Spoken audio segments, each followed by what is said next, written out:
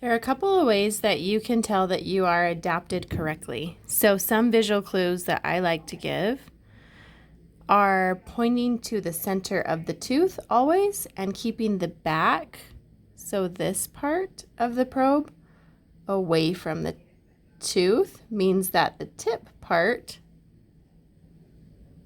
is on the tooth.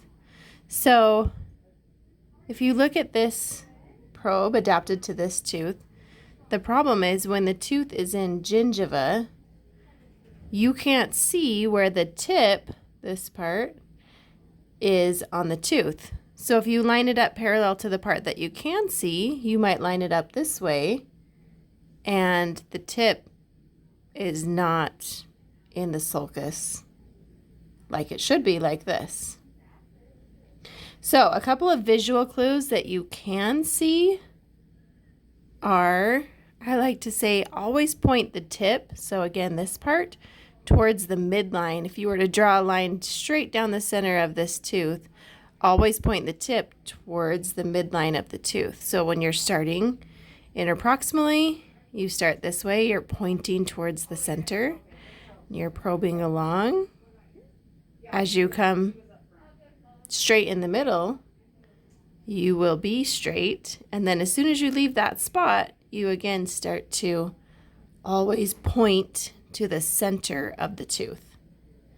Another thing that you can look at, like I said, is the back, this part, being pointed away from the tooth. If the back's close to the tooth, the tip's off.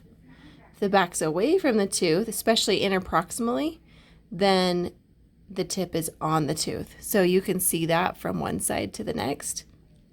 Again, look how much distance there is between the back of the probe and the tooth surface when adapted correctly. When we go to the straight, you really need to look at it from this angle because again, if you have the back close to the tooth, the tip is off. You move the back away, the tip is on, and you keep that all the way this way. So there's some visual clues that you can use to help make sure that you are adapted correctly. Would apply to a molar tooth as well. Again, if you can see, we're pointed towards the midline of the tooth, and then always trying to stay pointed towards the midline. And then again, you can watch the back of the probe being away from the tooth surface. And again, when we get to